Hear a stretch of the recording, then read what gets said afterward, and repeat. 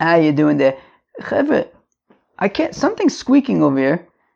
The thing is, I'm sitting on a plastic chair. Do plastic chairs squeak? Or maybe it's the floor squeaking. Alright. Well, I'm going to tell you. Friends, today we're starting Daf Daf Yud Dalet of Masechta Gittin.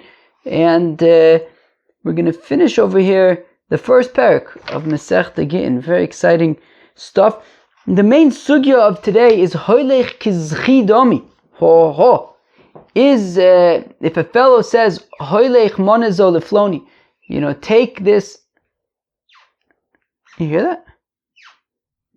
That's a squeak. You hear that? Meow, meow. It sounds almost like it's like a mouse. You hear that? Feels like a video game if I'm like shooting a laser. Imagine you're in a video game, you're running around with like a helmet on and you're shooting a laser. Listen.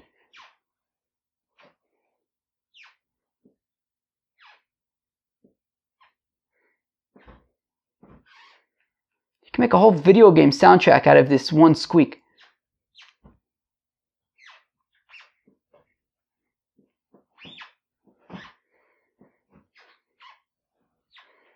He's got to record. I feel like I'm in space. We gotta get a proper microphone. I could probably make a whole video. Probably every sound you need for a video game, you could probably get in these squeaks. Wow. Okay. Alright. You hear that? Well, what should I do? I feel like it might be a little distracting. What should I do? No, Yankee Lazar. We have to listen to Yankee Lazar. He says it's all in your head.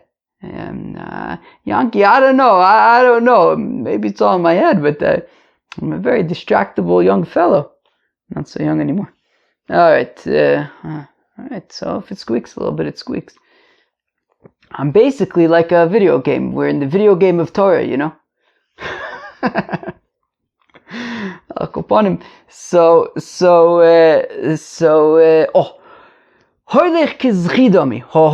Do we say that if a fellow says to somebody, take this money to so-and-so and pay him back, that he's basically saying to the shaliach, accept it on behalf of that person? We say,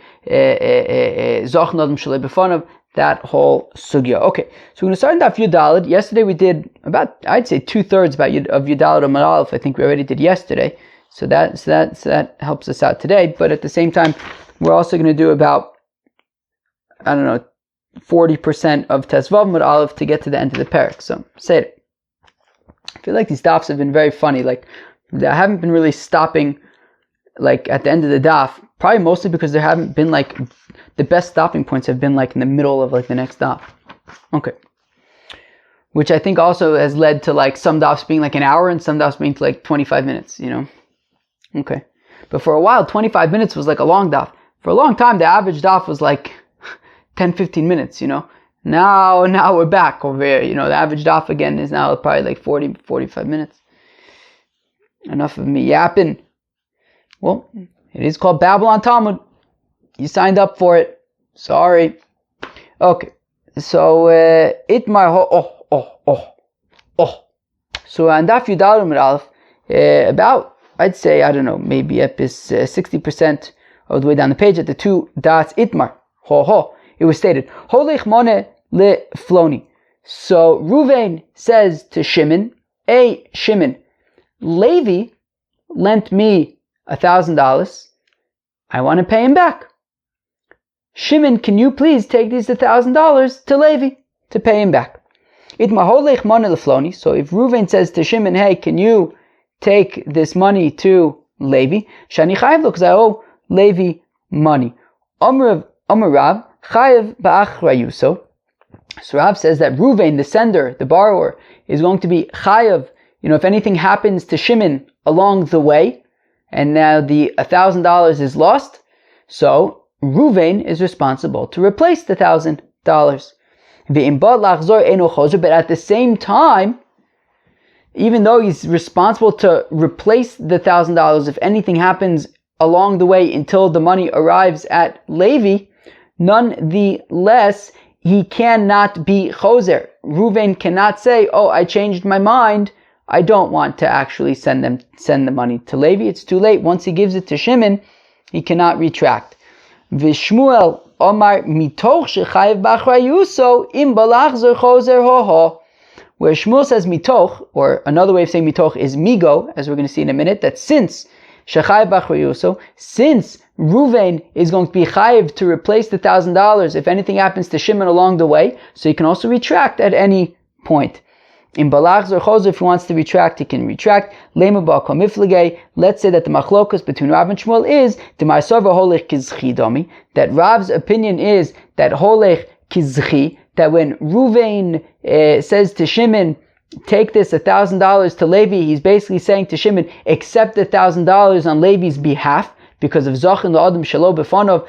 Because you can do something beneficial to a person even without his knowledge and his consent, right? So obviously, the assumption is that it's beneficial for Levi to get paid back. So therefore, Shimon can accept this money on his behalf even without his knowledge, and therefore Reuven cannot be choser, cannot retract. That is what Rav is saying. Where Shmuel is saying that holech is lav kizchidami. That when Reuven says to Shimon, hey, take this money to Levi, he's not saying to Shimon, accept the money on Levi's behalf. He's not saying that. And therefore, Reuven can retract at any point. No. So the Gemara wants to say that everybody agrees, Rav and Shmuel both agree that holich kizchidami, that when Reuven says to Shimon, take this $1,000 to Levi, he's saying to Shimon, accept the $1,000 on Levi's behalf. So if that's the case, then how come Shmuel says that Reuven can be choser if Shimon's accepting it on behalf of Levi already? So here's the machlokas marsaver lo amrinon migo, that Rav says we don't say migo, where Shmuel says we say migo, right? Shmuel's logic was that even though, yes, holich is kizchi dami, but nonetheless migo, because since Reuven is chayiv, is obligated to pay back to pay Levi the $1,000, right? If anything happens to Shimon on the way and those $1,000 get lost, Reuven is going to be chayiv to make it up. So it's still, he still has responsibility for the loan. So therefore, he could retract at any point. Whereas Rav does not say migo. He does not say that since Reuven is chayiv up until Levi receives the money, he does not say that makes him able to retract. Okay, fine. Tani kavose de Rav, and we have a brisa supporting Rav who says that he cannot retract. Holech mone lifloni shani chayev lo, that if Reuven says to Shimon, take this money to Levi because I owe it to him, tain mone lifloni shani chayev lo, or instead of holech, he says tain, give the money to Levi because I owe him. Holech mone lifloni pikadon sheyeshli biyadi, or if he says to Shimon, look, Levi has an object in my possession, please return this object back to Levi. Tain mane lefloni pikadon sheish lo biyadi, or he says instead of holich, he says tain chayev b'achrayuso. So Reuven is going to be chayev, if anything happens to this money or this object along the way, Reuven will be chayev to replace it. Ve'im balachzo enuchozer, yet at the same time he cannot be choser. So we see this brisa in support of Rav.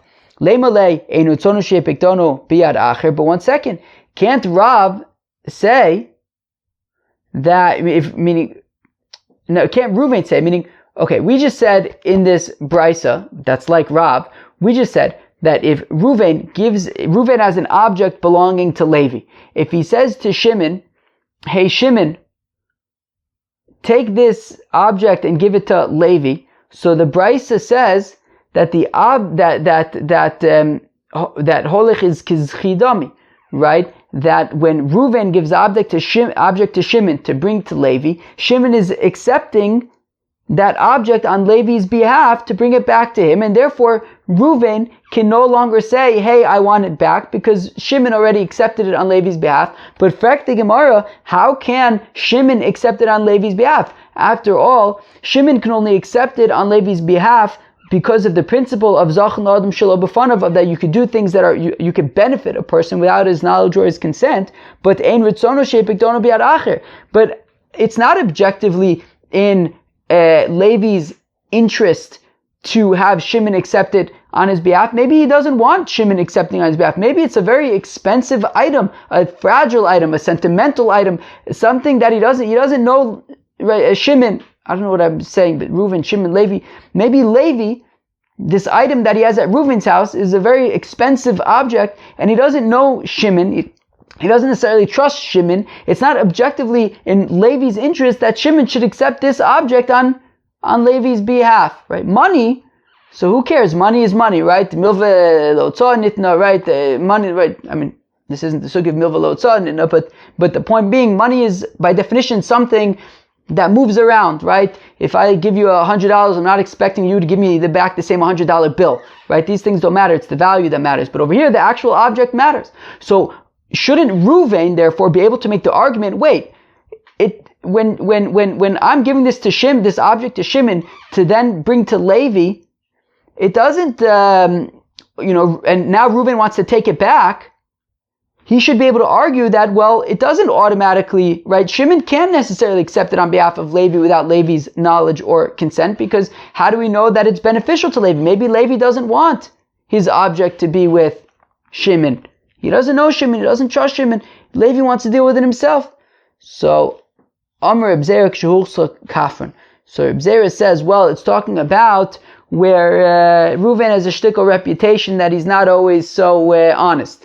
And therefore, when Levi finds out that the object has been given to Shimon and it's on his way back to him, Levi is very, very happy, objectively happy for Shimon to take possession of it on his behalf, and that Reuven can no longer take it because Reuven is not a trustworthy guy. Okay, fine. This squeak is a shtickle squeaky. One second. Is there like a way to unsqueak? Does that unsqueak? No. Is it the chair? I didn't think that plastic chairs squeak. Doesn't it need to have, don't you need like metal in order to squeak? Maybe. Oh, no, it's the floor. I just switched. I moved back a shtickle, and now it's better. By the way, I'm trying a shtickle experiment because so here's my thinking, friends. Here's my thinking. You know, every so often recently, there's been like that terrible static in the audio. So my havamina is that it's these hoisin, that these hoisin have a shtickle, they're jeans, and they have a shtickle metal, like those metal button things that they have on jeans. So I'm thinking maybe the antenna from the Bluetooth was Bluetooth is a whole matzav. So it was maybe this metal. I feel like metal could probably interfere with like radio signal wave things, if that's what these things are.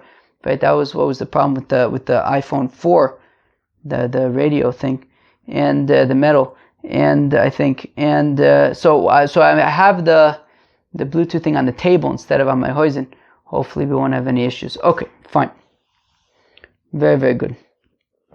Rav Sheshes Havale Asharta Desarvle B'Machoza. Rav Sheshes he sold a turban to somebody, and that person was in Machoza, and basically there was a bill. There was a person in Machoza who had to pay a bill to Rav Sheshes. Omerle to Rav Yosef Bar Chomo. So Rav Sheshes says to Rav Yosef Bar Chomo, Bahade de Osis, when you go to Machoza, I sinu nearly, can you please bring the money, that I'm owed, right? Just go to this person's house and pick up the money that I'm owed and bring it back to me. Where did Rav Sheshes live? I don't know. I'm not sure. Maybe like sewer or something? Also, Ya'ivinu lay. So Rav Yosef Bar Chama went to the person's house to bring back the money to Rav Sheshes. Amrilay, and they said to Rav Yosef Bar Chama, Nikne Minach, can you basically, we don't want the responsibility of this money anymore. If anything should happen to it along the way, we don't want to be responsible for it. Can you take the responsibility? Can you take the risk, or the, I don't know, what's the word what's like the proper word? Can you assume responsibility? I feel like there's like a fancier word. I feel like it's not risk. I feel like liability maybe. Okay. Can you accept liability for this money? That if anything happens, it'll be your problem, not ours. And he says, yeah, sure, no problem. But then he realized, like, wait, that's actually probably not a good idea. I don't want to accept responsibility for them. Let them keep the responsibility of it. If anything happens, let them have to deal with it. So he kind of ended up being political about it and basically wiggling his way out of it. He didn't do it. He didn't accept the responsibility. He also Gabe, and then when Rav Yosef Bar Chama returned to Rav Sheshes, Rav Sheshes says, it was very wise of you to wiggle your way out of accepting responsibility. You avoided, creating a matzav about yourself. Eved loveli ishmalve, that a borrower is basically a slave to a lender, right? That if anything would have happened to it, then you would have been responsible for it. It would have been a headache. Alternatively, shapi avadto, you did good because eved love liishmalve, because a borrower is a slave to a lender, and better to just avoid the matzav. Rav Ache B'Rab Yoshia Havale Ispiko de Chaspa ben Ardoy. So Rav Ache B'Rab Yoshia had some silver in Nahardo.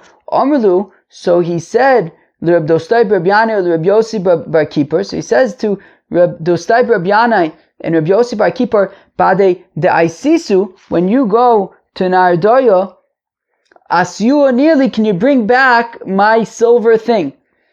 Azul. Yave nialiu. So they went to when they were in Nardo. So Rab Dostai B'Rab Yanai and Rab Yosi Bar Kippur, they went to where this silver zach was, and they took it. Right? They were given the silver zach to give back to Rab Ache B'Rab Yoshia. Amrilu, and then after the people who had the silver zach gave it to Rab Dostai B'Rab Yanai and Rab Yosi Bar Kippur, Amrlu, they said to them, Nikne minaychu, can you accept responsibility for the silver zach? So if anything happens, it's on you, not on us. Amre lehu, and Rab Dostai B'Rab Yanai and Rab Yosi Bar Kippur said to the people, to the senders, no, we don't want to accept responsibility for it. Amre lehu ahadrenilan. So then the senders said, okay, well then if you're not going to accept responsibility for it, then we don't feel comfortable sending it to you. Give it back to us. Rab Dostai B'Rab Yanai Omar Lehu in. Rab Dostai B'Rab Yanai says, okay, sure, we'll give it back to you. Rab Yosi Bar Kippur Amalu Lo. Rab Yosi Bar Kippur says no, because as we learned, the halacha is that they basically accepted it on behalf of Rab Ache B'Rab Yoshia, and therefore the senders cannot ask for it back. Havu Komitzairu Le. So these senders were getting rough and violent, and they were giving Rab Yosi Bar Kippur a very, very hard time. Amrei lei, and they said to Rab Dostai B'Rab Yanai, who said give it back, Chazimar Eicha Ka'avid, look at what your colleague Rab Yosi Bar Kippur is doing. Omar Lehu, so Rab Dostai B'Rab Yanai basically throws Rab Yosi Bar Kippur under the bus. Tav Remule. They said, so Rab Dostai B'Rab Yanai says, oh yeah, he deserves it, hit him harder. When they got back to Rab Ache B'Rab Yoshia, Omar Le, Rab Yosi Bar Kippur, who got a good beating, he says to Rab Ache B'Rab Yoshia, Chazi Mar, do you see, listen, do you hear what happened? Do you see what happened? Not only did Rab Dostai B'Rab Yanai not help me, Nami Tav Remule, he pushed it through me under the bus. He said to them, hit him harder. Omarle. So Rab Ache B'Rab Yoshia says to Rab Dostai B'Rab Yanai, he says, Amai Te'avarachi, how come you did that? Omarle. So Dostai B'Rab Yanai says, well, did you see those people? Did you see what they looked like? Oson b'nei Adam, those people, Hein Amo, V'kovon Amo, they are in Amo, and their hats are Amas, and they're very big, scary people. And they speak from their stomachs. They have like very powerful, booming voices. V'shmosein muvoholen, they have scary names like Arda and Arta. The leader, right, Ufile Breish, the leader, his name was Pile. These are scary names, scary people, scary names, scary voices. Omen kfosu kovsin. If they say tie him up, they tie him up. Omen arogu horgan. They say kill him, they kill him. Ilu hargu es dostai. And if they were to kill me, min nosen liane abba bar kamosi. Who would replace me? Who would give my father a son like me? Omar le.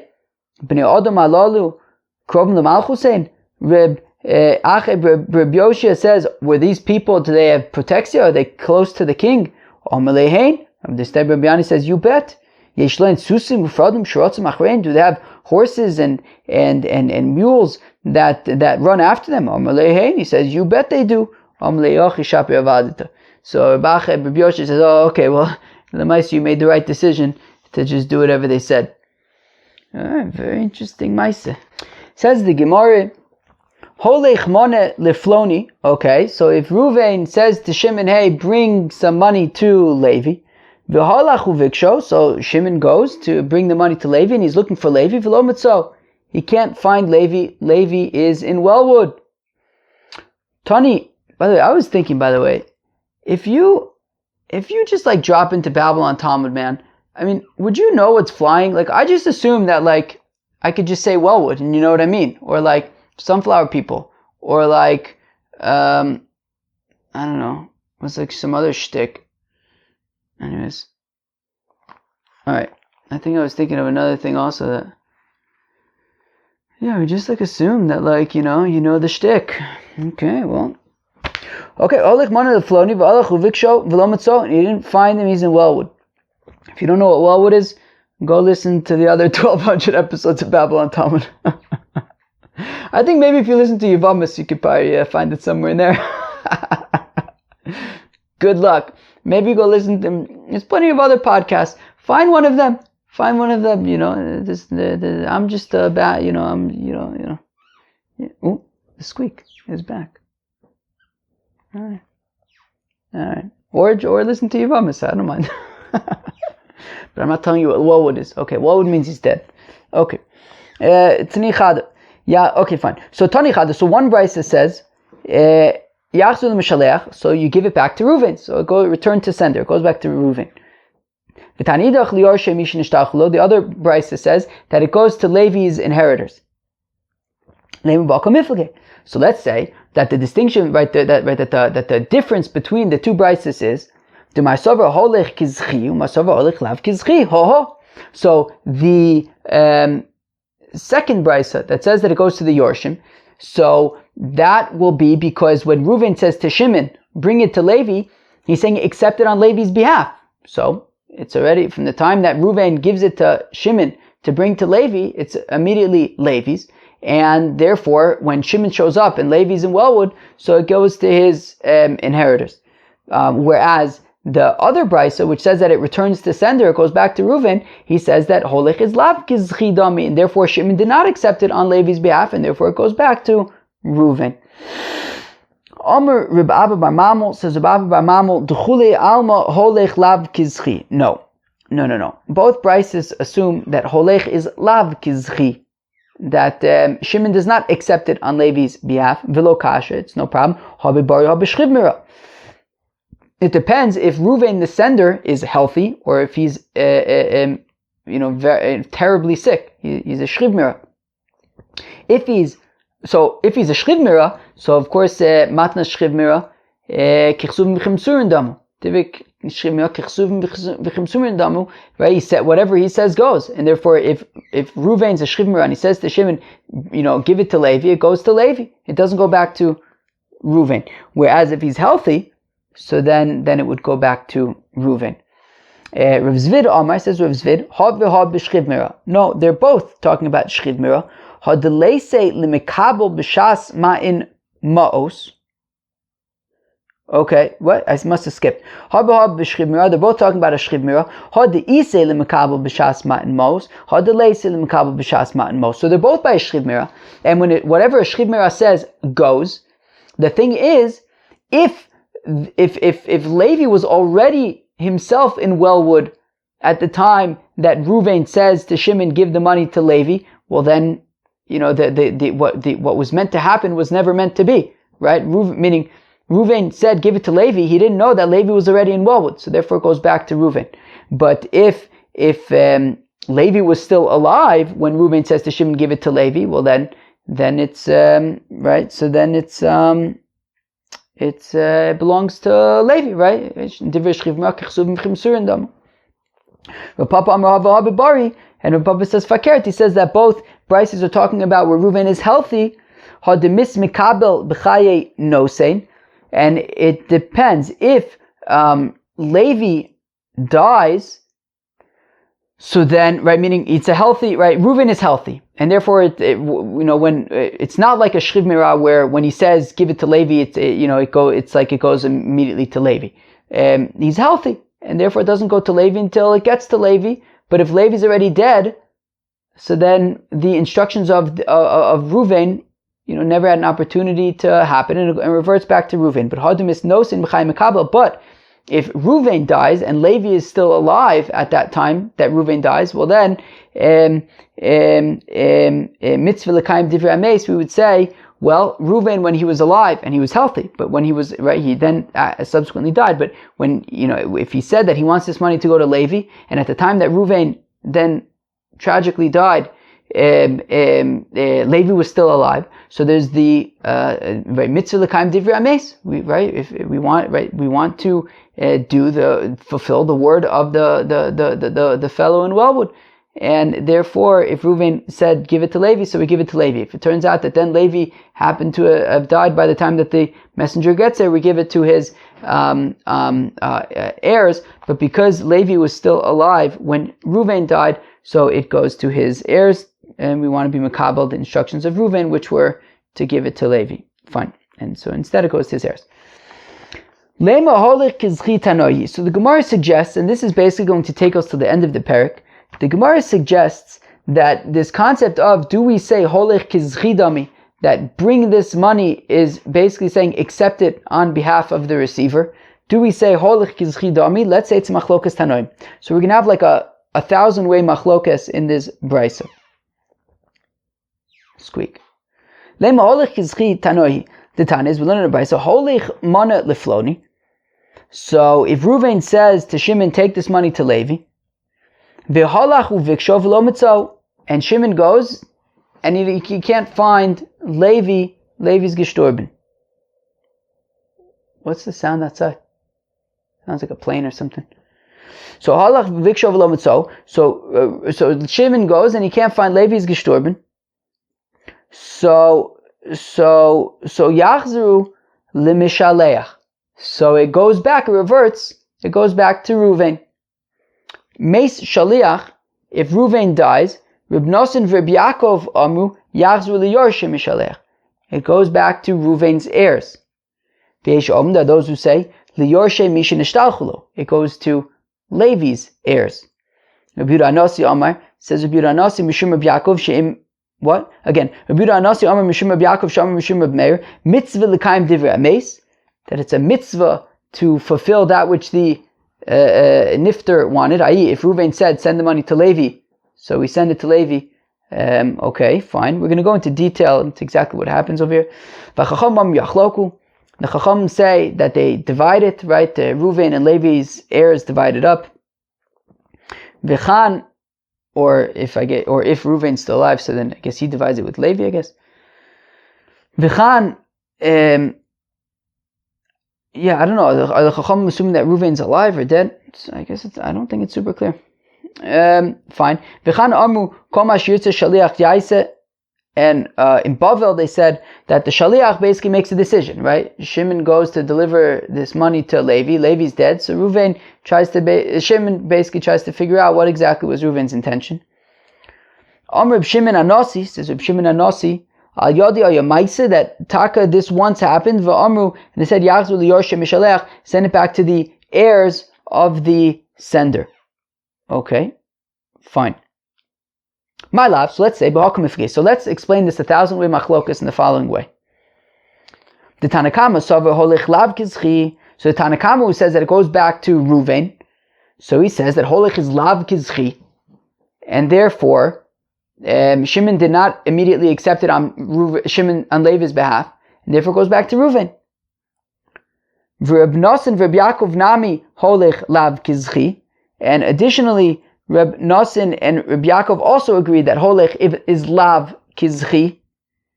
V'afagav demis, and even though Ruvain died, lo amrinon mitzvah l'kaim divrei ames, we do not say that it's mitzvah l'kaim divrei ames, and therefore, even though holech is lav kizchi, right, we would theoretically say that yes, but still, if Ruvain wanted it to go to Levi, it should go to Levi nonetheless. No, we don't say that. Right, holech is lav kizchi, and also there's no mitzvah l'kaim divrei ames, and therefore it goes to Reuven's heirs.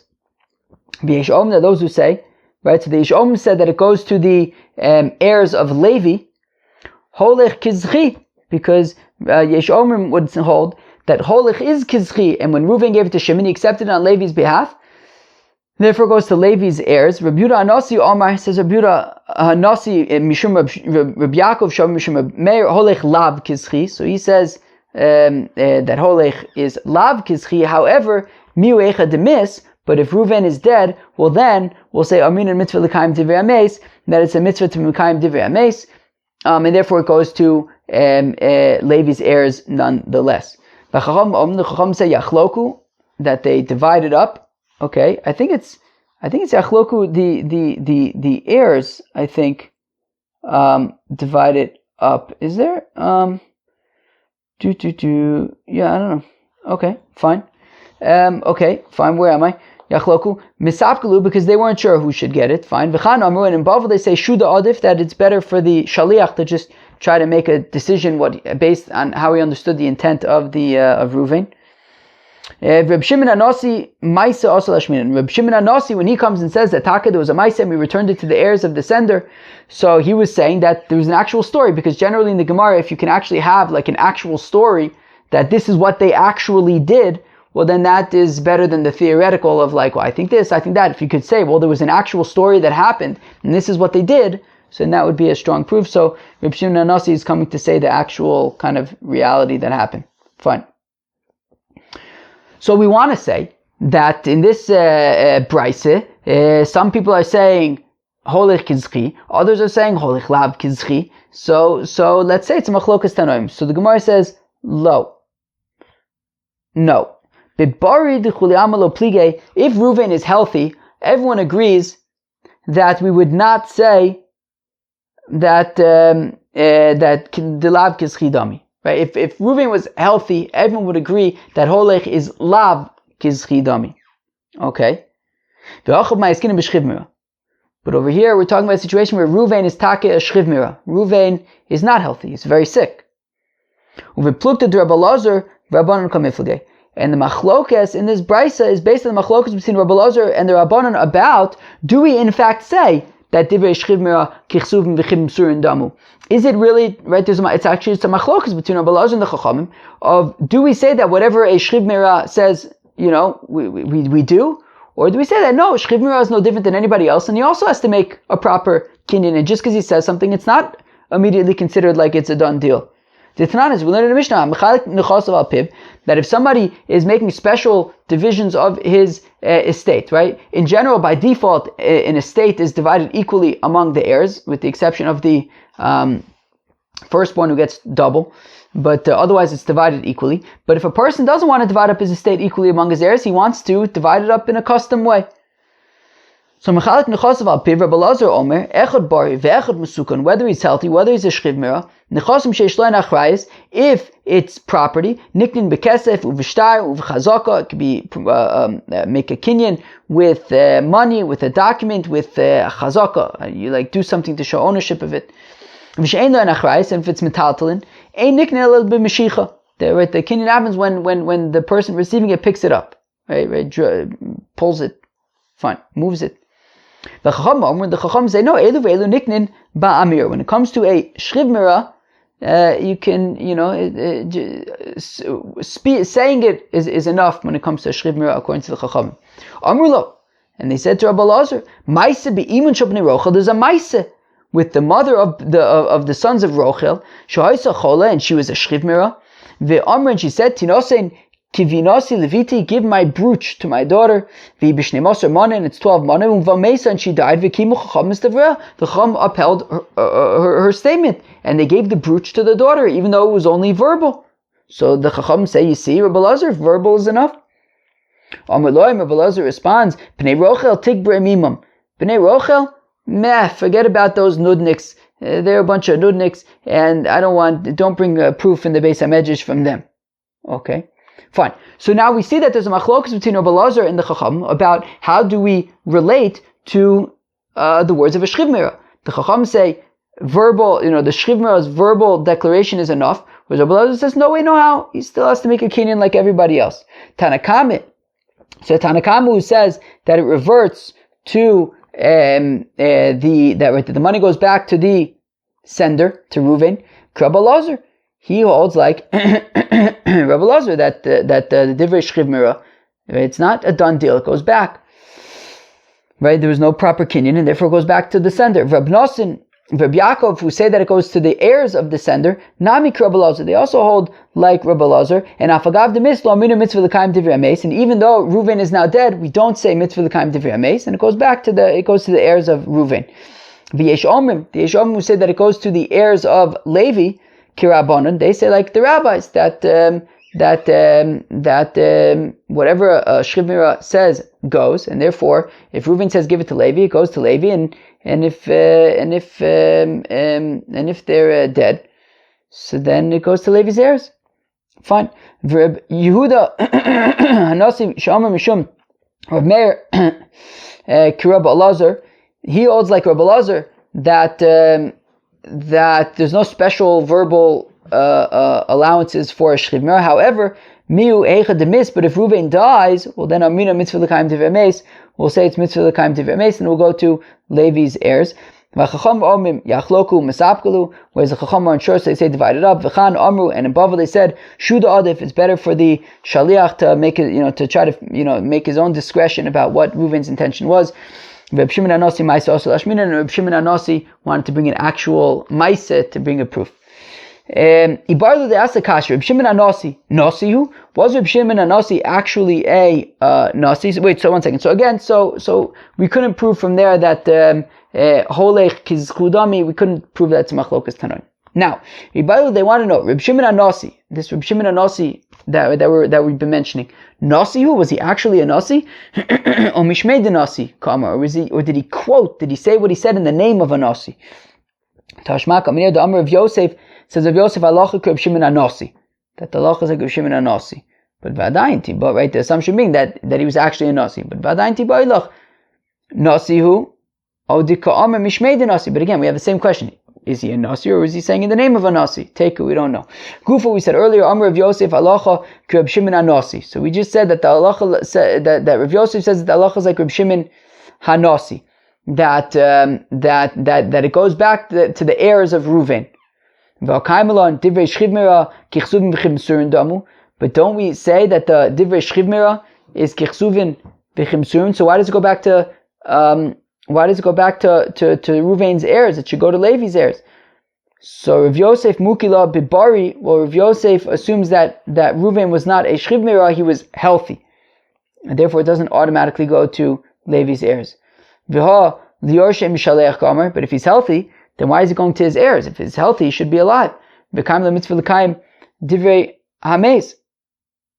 what?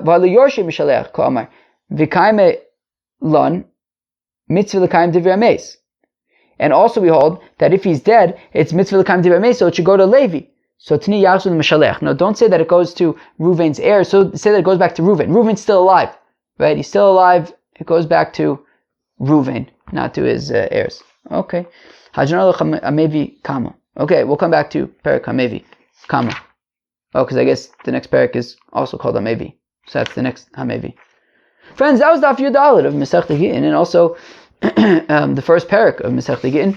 Today's Daf, we talked about the sugya of Holech Kizchu Dami. Do we say that when Reuven says to Shimon, bring something to Levi, Shimon accepts it on Levi's behalf and he can't retract? So machlokes between Rav and Shmuel and other machlokes, we didn't necessarily prove it either way, although I guess at the end, from the fact that we say it goes back to Reuven, it kind of sounds like, I guess, that Holech is lav kizchidam. Alright friends, that was Daf Yudal of Masechta Gittin. Hope you enjoy. Peace out.